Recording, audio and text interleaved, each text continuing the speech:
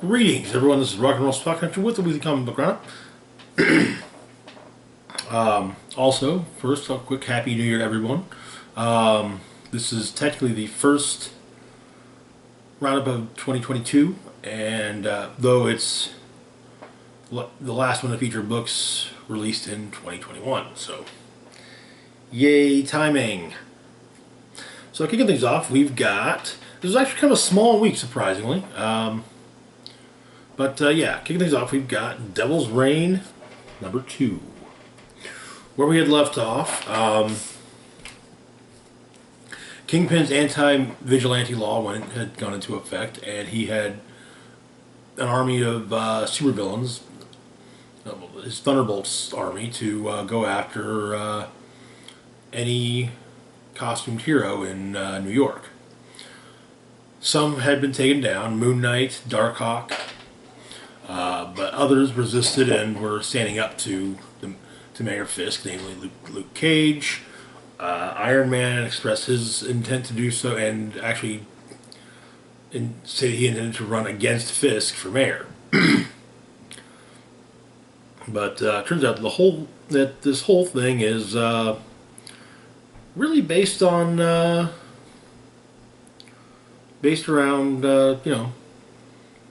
Kingpin's hatred of Daredevil, and the fact that his file on Daredevil now seems to just be a collection of blank pages. But so we start off at the Rand Corporation. Danny Rand, formerly Iron Fist, is on the phone with Luke Cage about what's going on when the Thunderbolts burst in. And Danny shows that his ability, well, he may not be the Iron Fist, he can still kick some ass. But they aren't able to get to him in time in order to save him. And Daredevil, Elektra, pays a visit to the mayor. And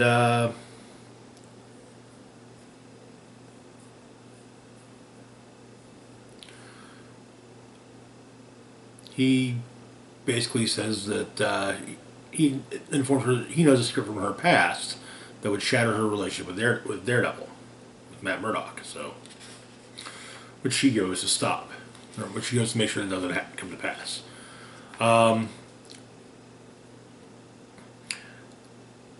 Cage and a handful of others end up going to Avengers Mansion. That's to be their new headquarters, but they are being watched by an unknown figure.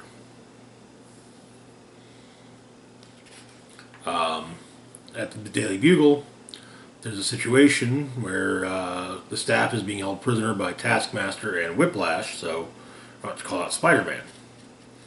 Of course, the Spider-Man that shows up is not Spider-Man they're expecting, as Ben Reilly is currently wearing the spider costume for the Beyond Corporation. In the Myrmidon, which is a prison for superpowered criminals, Reed Richards and Susan Storm are being held and are accosted by some of the other prisoners. But Sue makes it clear that, they don't need powers to deal with these guys. And they get taken into solitary. In a sub-basement of City Hall,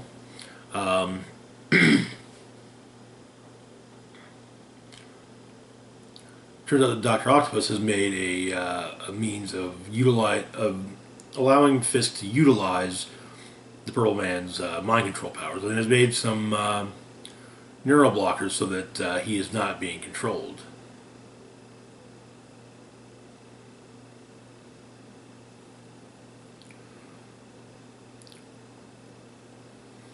And all of this in an attempt to make sure that Fisk wins his re-election bid.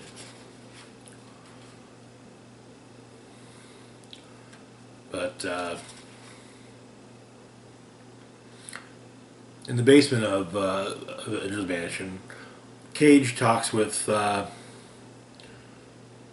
Tony and says that they've kind of been talking, and while Tony has the right idea in challenging Wilson Fisk for the mayor spot, two rich guys going head to head, it's not exactly a good look. And so they decided someone else should run. That someone else being none other than Luke Cage. And to be fair, Luke kind of even sells me on the idea by basically saying that he doesn't want to run, but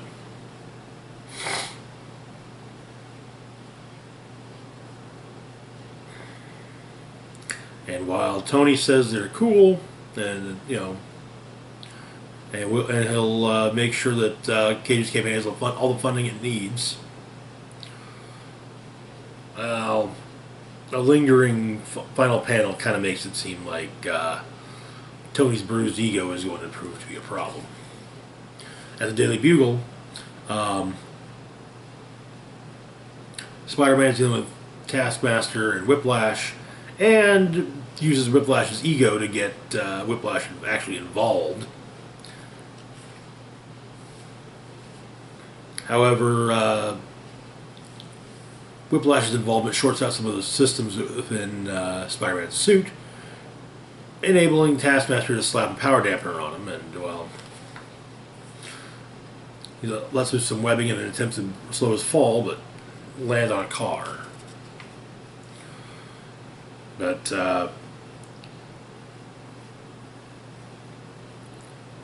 elsewhere,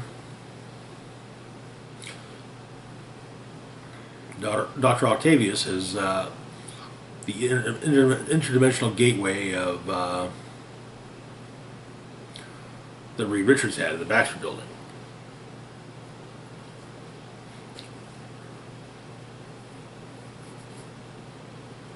But he says that Fisk is welcome to control the city as his plans are superior. And we see in the interdimensional gateway would appear to be Hulk, Wolverine, and Ghost Rider about to come out of said gateway. And that is where the issue ends. So far, Devil's Reign's been interesting. It feels very similar, in a lot of ways it feels very similar to DC's recent Fear State story, which ran in the Batman books. But that's neither here nor there. Moving on, however, we got The Death of Doctor Strange, number 4.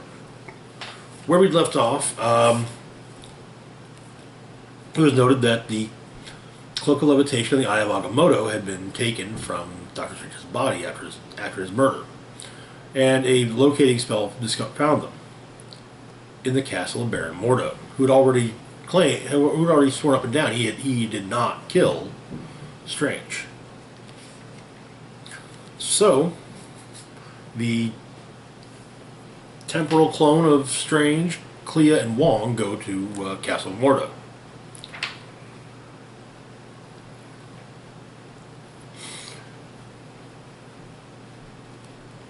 But Mordo returns the cloak and the eye, and he explains that he found them shortly before the trio arrived at the castle, and states that he'd been made to appear guilty.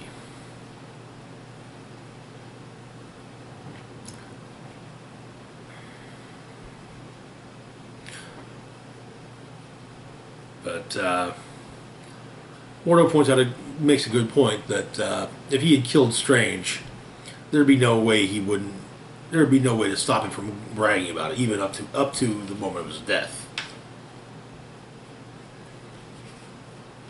But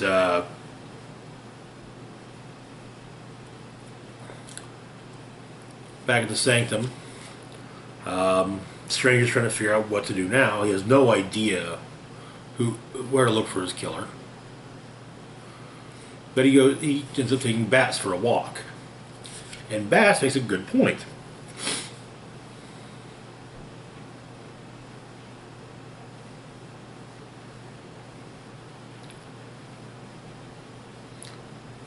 Basically, who would benefit from killing Doctor Strange and seeing Baron Mordo punished for it? But and so some plans are made, which leads to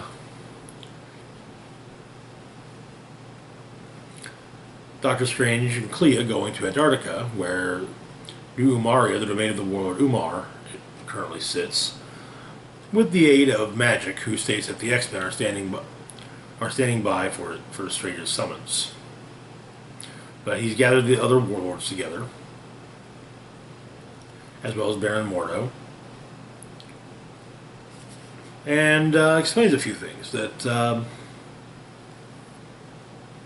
the Peregrine Child and his three brothers are a predator which cast them uncomfortably in the role of prey. So for self-preservation, they escaped Earth.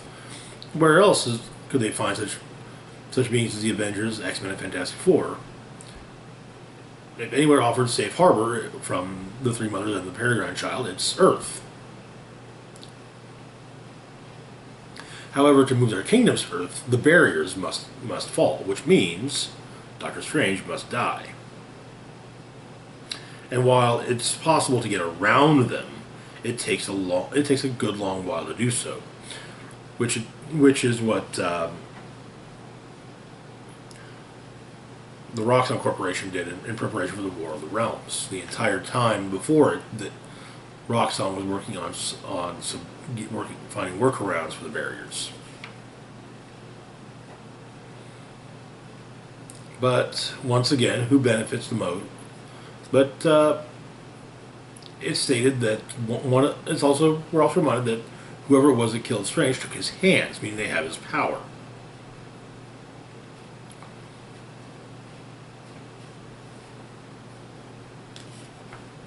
And it's revealed to be Caecilius who did the deed and grafted Strange's hands onto his own, and intended to send Baron Mordo to the Purple Dimension, where he himself had been sent.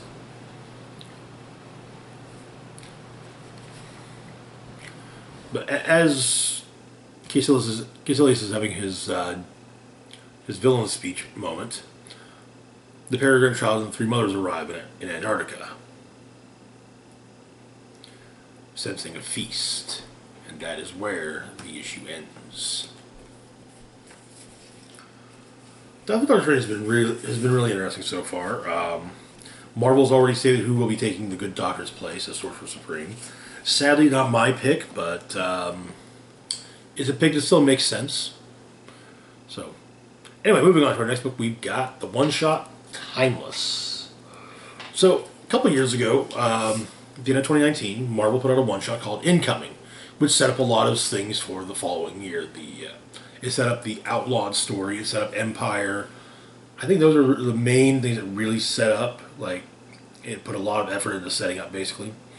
Clearly, as you can guess from the cover, this focuses on Kang the Conqueror. There's also a rather fun variant cover that I use in the thumbnail, featuring Miss Minutes. Sadly, though, Miss Minutes does not appear in the story. Would have been nice, but yeah. So, what happens in Timeless? Kang takes on we learn that occasionally Kang will take on a traveling companion. In this case, it is a professor from, I want to say, Russia.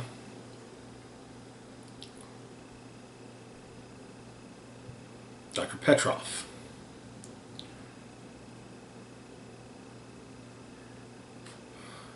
Who is thought to be, who is a premier 21st century scholar on supervillainy. He apparently wrote that the 21st century has been shaped by its heroes is obvious. Saying that the 21st century was shaped by its heroes is obvious, but in how its so-called villains have shaped the century we live in, none other has had such an impact as Doom. And so, Kang wants to prove the Good Doctor wrong. They travel back to the Ice Age, where Kang has basically earned the worship of a clan, a tribe of early humans. The basic idea of technology there comes a point where technology is so advanced it becomes indistinguishable from magic. But Kang slaughters a mammoth, which feeds them, and during all this, however, a time quake occurs. And so Kang and Dr. Petrov go to Oracle Base, one of his observation stations outside of time. Apparently, a timeline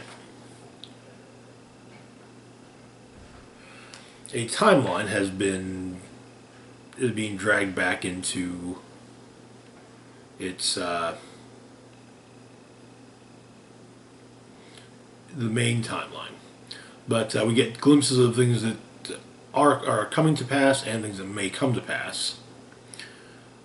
We get a glimpse of Spider-Man Beyond, the Iron Fist being the mantle of the Iron Fist moving to another.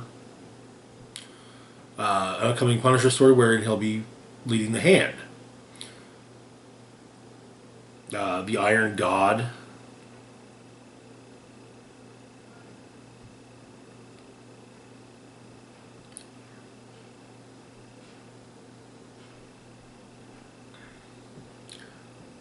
A generation of younger Avengers.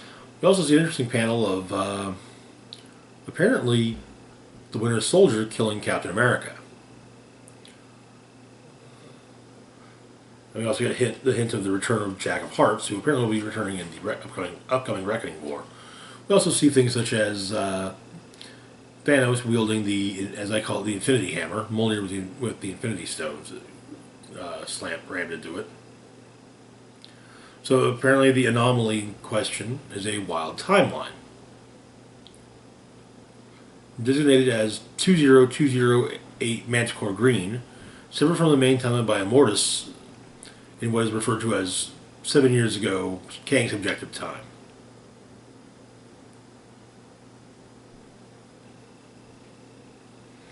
But Kang explains that when Immortus would sever a timeline from the main line, it would be cast adrift in all time. Gradually, the forces of entropy would erode it until it was no more. But that specific one did not. However, before anything can be done about it, the station is attacked by Deathlocks, presumably thinking that Kang is to blame for what's happened. Kang dispatches the Deathlocks quickly, states that he'll deal with their Master Avenger Prime soon enough. But so he goes to, but he abandons the base since it's overrun with Deathlocks. And Dr. Petrov chides him for this when they arrive in timeline 2020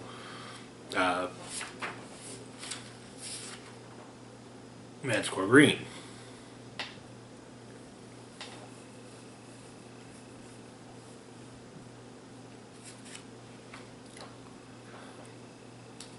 And they look upon the world, and it seems to be we see the corpses of Celestials, and sticking out of the ground is Damocles' base, an old base of Kang's.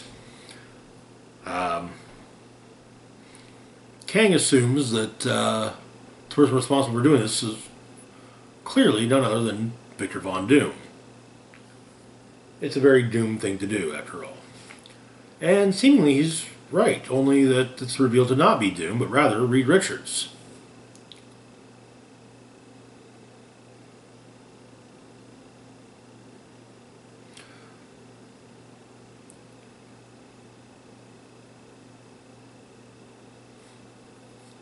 But apparently it's Richards that's trying to reattach a timeline to the main line. And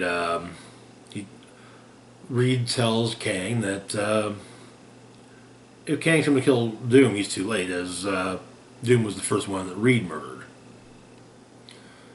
He explains it got very bad there very quickly. They didn't know what was happening to the world, not at first, and when Null Time crept in, entry burned at the edges of the world, they rallied together. But all they did was make a quick death go slow.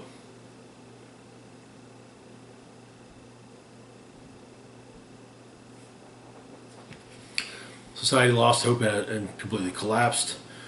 He replaced his eyes with the time and reality stones, so he could force his will upon the timeline. He explained that he killed Celestials and drank their blood to take their power for himself, destroyed anyone who raised a hand or used their voice against him or his mission. And after doing all that, what else could he be called but Doom? But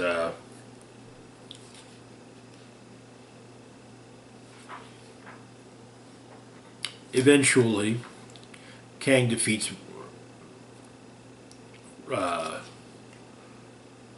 this Doom with an assist from Dr. Petrov.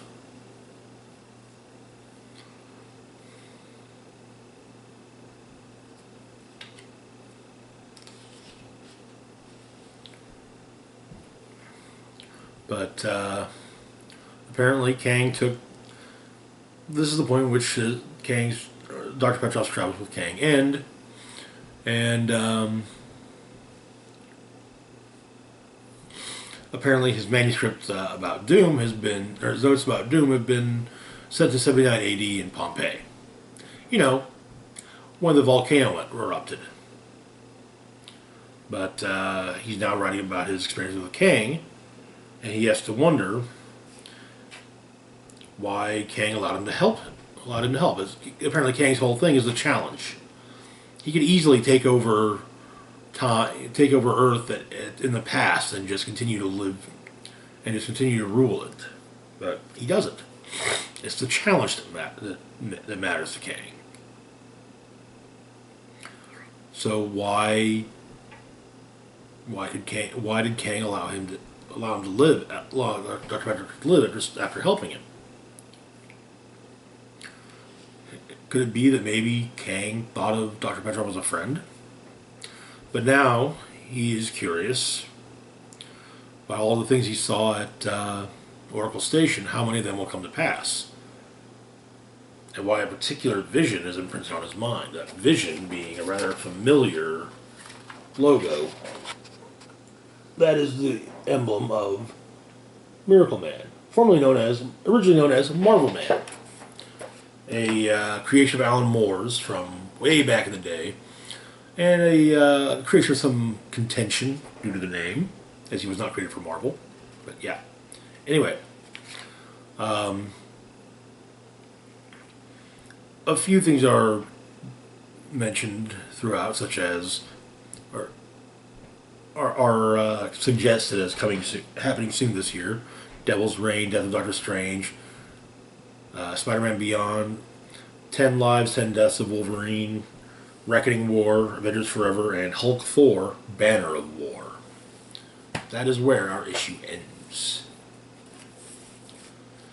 I like Timeless. And I'm hoping that it'll be fun to see where things go in the coming months.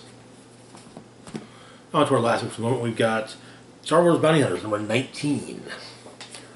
Where we left off, Valance, having had his body somewhat repaired by Darth Vader, had been forced into leading Dark Squadron in their hunt for Crimson Dawn. Their first target was an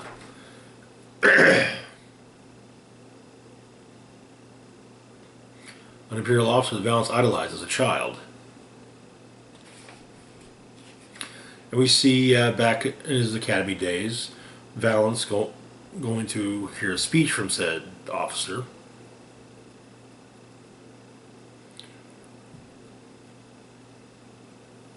And they bump it. Him and Han Solo bump into the guy, and Valance explains that the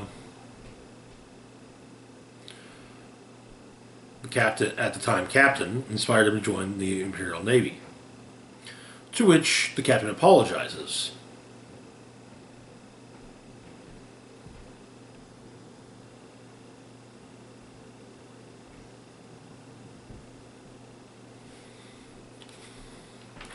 Now, Dark Squadron is assaulting the Admiral's flagship, the Forerunner 2, in TIE Defenders.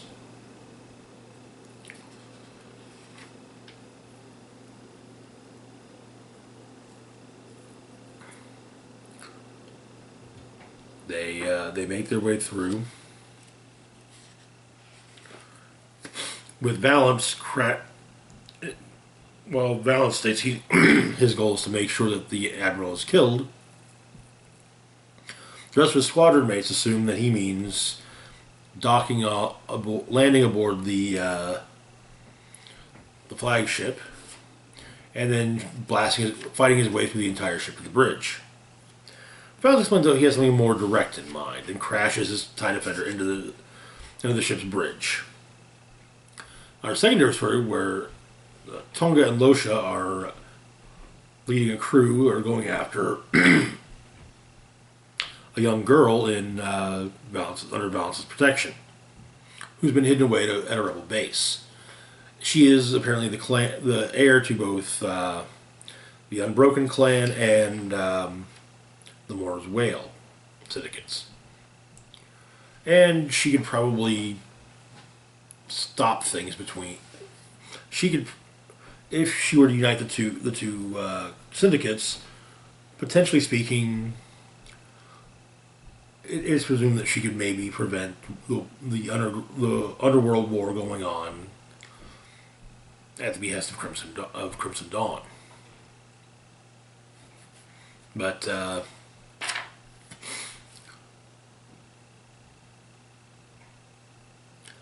Ord Mantell, some Black Sun enforcers get shot in the marketplace.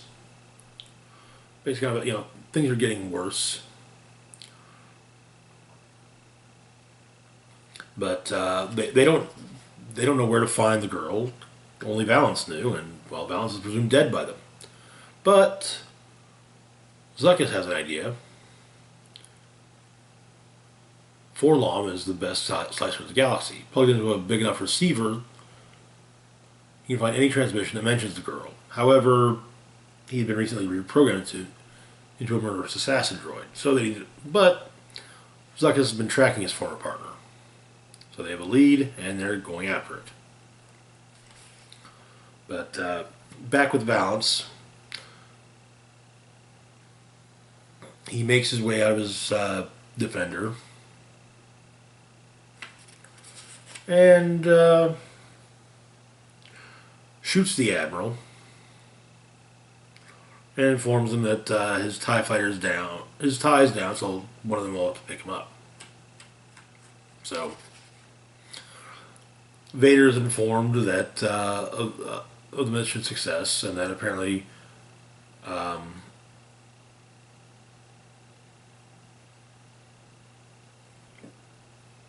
Valance leapt out of the remains of the Star Destroyer's bridge into space to be picked up by one of his squadron mates.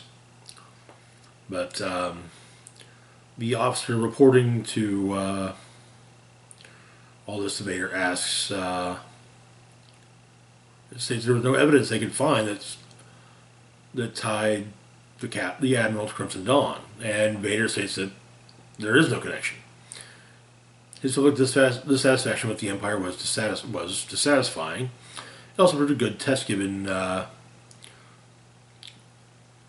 Valance's past connection to the Admiral. And presumably this leads into the events of the recent issues of Darth Vader, where Valance is working directly with Vader and Otium Bastoon. And that will be it for now. As always, feel free to like, share, and subscribe. Links to my Facebook, Twitter, Patreon, and PayPal can be found in the description box down below. This is Rock and Roll Spock signing off, saying live long and rock hard.